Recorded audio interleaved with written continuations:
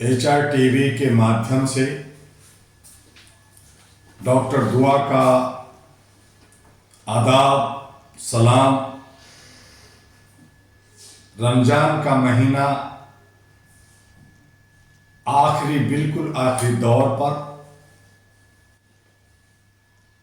आप सब ने खूब जमकर इबादत की, रोज़ा रखे और उम्मीद करते हैं या मुझे विश्वास है कि आप लोगों ने इस एक महीने के अंदर खूब सारे ज़कात लोगों के, यतीमों को, गरीबों को मदद किया होगा।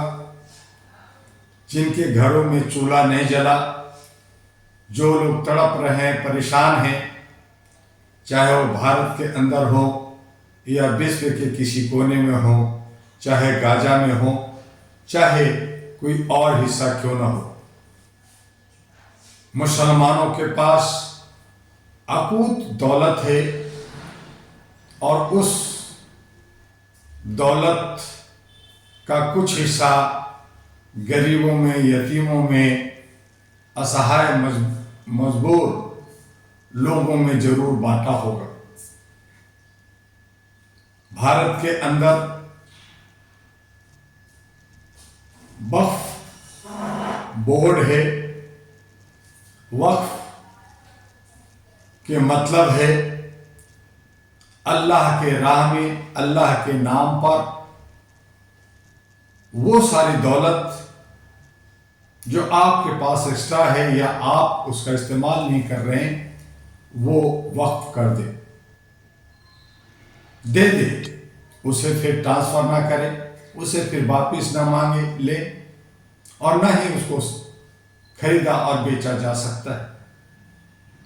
हमारे आलिम लोग, हमारे मुल्ला लोग, हमारे समझदार पढ़े लिखे लोग उसकी देख रेख संरक्षण करते हैं और ईमानदारी के साथ, सही तराजू के साथ उसमें न्याय और सबके हक हुकूक का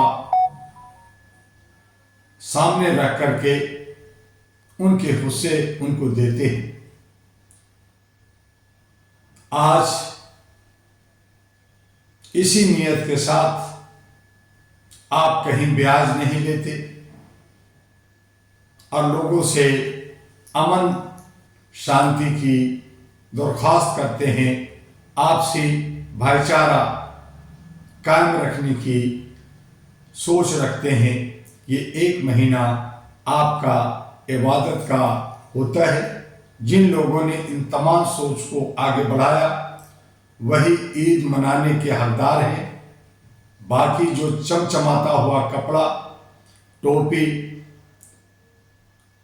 और खुशबू इत्र लगा के इतराते हैं, ईदगाह में जाते हैं और कहते हैं मैं ईद मनाया, वो लोग जो नफरती लोग हैं, वो लोग जो एक दूसरे के जान के दुश्मन हैं, रमजान के दिनों में अफ्तार पार्टी किया, खूब मजे किए और कहा कि हम एक दूसरे के साथ हैं, वो बेईमान लोग, वो धोखेबाज लोग, वो जयचंद लोग की नीयत साफ नहीं, और जब नीयत साफ ना हो, दिल साफ ना हो, तो वो उसमें इंसानियत किस बात का। इंसानियत को तार तार करने वाले अगर अपनी सोच को नहीं बदलते तो वो इस्लाम को भी नहीं मानते, वो मुसलमान भी सही मानने में उनमें मुसलसल ईमान नहीं है। मैं कहना चाहता हूं कि वक्फ बोर्ड बने, देख रेख के लिए भारत में एक नहीं 32 वक्फ बोर्ड है। सबसे ज्यादा वक्फ बोर्ड की दौलत, प्रॉपर्टी, एसेट उत्तर प्रदेश में है, बंगाल में है, तेलंगाना में है, महाराष्ट्र में है और कमोबेश अन्य सभी राज्यों में, उसमें दिल्ली भी आता है, करोड़ों करोड़ का, आप कह सकते हैं 11 लाख हेक्टेयर जमीन, 9 लाख करोड़ की प्रॉपर्टी और चल अचल संपत्ति सबको अगर जोड़ दें और आज के दौर में, आज के बाजार के मूल्यों से अगर आप उसको सर्वे, उसका रिपोर्ट बनाएं तो वो 10 गुना ज्यादा आपको मिलेगा। बहुत सारे कब्रिस्तान बने हैं, कब्रिस्तान में भी मुसलमानों को मुफ्त में कब्र नहीं मिलता, उसे पैसा देना होता है। दिल्ली के कब्रिस्तान में 25,000 रजिस्ट्रेशन और अन्य खर्चे, ऐसे ही अन्य जगहों में। हाँ, इससे जो गांव देहात के कब्रिस्तान हैं वो छूटे हुए हैं, क्योंकि वो छोटे से गांव, छोटे से लोगों के बीच में उनकी रख रखाव में होता है। रख रखाव के नाम पर अगर कुछ खर्च होता है तो वो बेजा नहीं है, लेकिन मदरसे के नाम पर लूट होना, मदरसा को कागज पे दिखाना, सरकारी गैर सरकारी और तमाम लोगों से चंदा इकट्ठा करना और उस पर मौलवी, मुल्ला, आलिम, खलीफा बन करके जीना, उसकी मौज मस्ती करना, खाना, ये सरासर गलत है और ये इस्लाम के खिलाफ है। लोग कर रहे हैं, यतीमों का हिस्सा, गरीबों का हिस्सा खा रहे हैं और इस तरह से जहां इस हिंदुस्तान के अंदर, इस भारत इंडिया के अंदर जितने भी मुसलमान हैं वो गरीब नहीं होना चाहिए था। उनके पास रोटी होना था, कपड़ा होना था, मकान होना था, उनके सारे हक हुकूक मिलना चाहिए था। लेकिन आप देखते हैं कि इतने सब कुछ होने के बावजूद, 800 साल मुगलों के राज होने के बावजूद, नवाब होने के बावजूद, सारी दौलत होने के बावजूद, सबसे ज़्यादा गुर्बत, सबसे ज़्यादा गरीबी मुसलमानों के बीच में। आप चाहे सब्जी बेचता हुआ देखें, चाहे रिक्शा चलाता हुआ देखें, चाहे मजदूरी करता हुआ देखें, चाहे मैकेनिक का काम करता हुआ देखें या नशे के काम करता हुआ देखें, पॉकेट मार देखें, जोर झपट्टा देखें, चोर उचक्का देखें और कोठों पे लड़कियों को देखें, भड़वागिरी करते हुए देखें, ये सब ज्यादा से ज्यादा आपको मुसलमान कौम के लोग ही मिलेंगे। क्यों? क्या आपने अपने कौम के लिए, आपने इबादत में ये सब कुछ सोचा, इसके लिए कुछ किया? आज वर्तमान सरकार जहां 3 तलाक करके औरतों को एक राहत दी, उनके हक अधिकार के लिए काम किया, मैं सैल्यूट करता हूं वर्तमान सरकार को। कश्मीर के अंदर बहुत खून खराबा हुआ, वहां 370 हटा, 370 भी हटा, मैं सैल्यूट करता।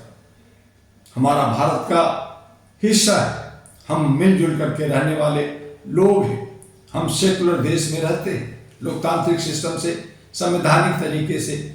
ये ठीक है कि कुछ लोग लोकतांत्रिक व्यवस्था में अव्यवस्था फैलाते हैं।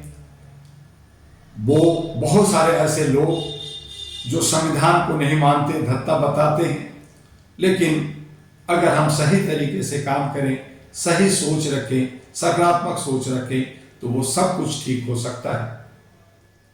आज वक्फ बिल वर्तमान सरकार लाई है, उसकी भूरी भूरी प्रशंसा होनी चाहिए।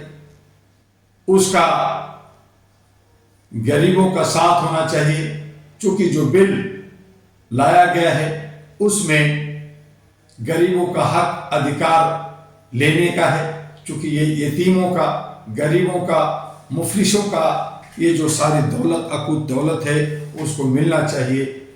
और इसके लिए अगर सरकार काम करती है तो उसको सैल्यूट करना चाहिए, साथ देना चाहिए गरीबों।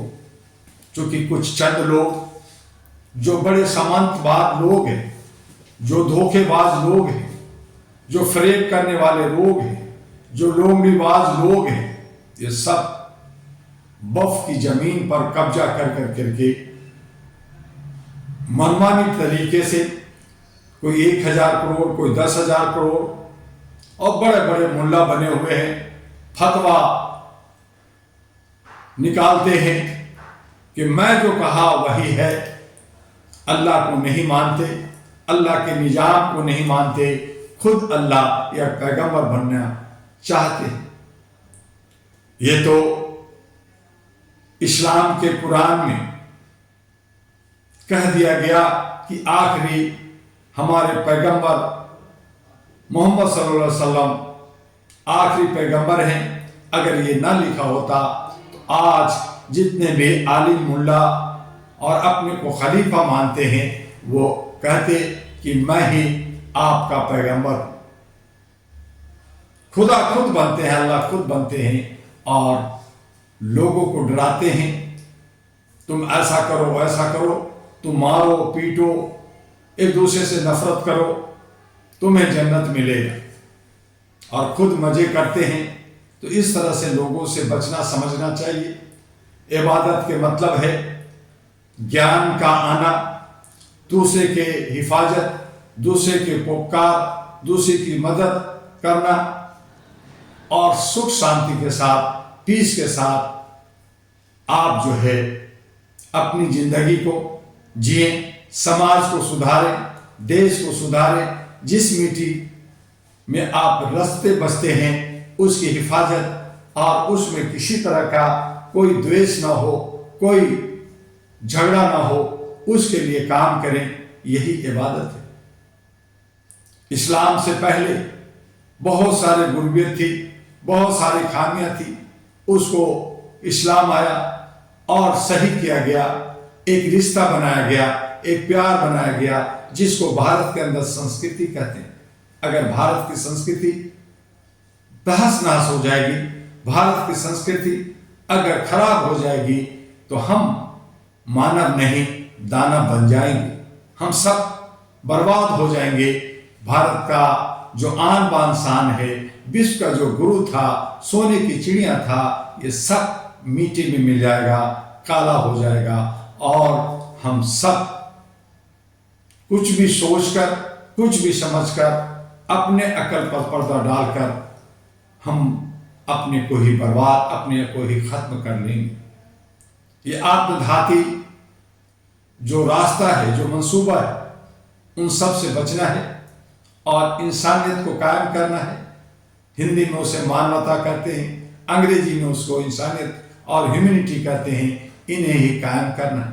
सही माने में इंसान का, मानव का, ह्यूमन का धर्म जो है मानवता है। इस मानवता इंसानियत को कायम करने के लिए आप और हम सभी रोजा रखते हैं, इबादत करते हैं और लोगों को ज़कात देते हैं।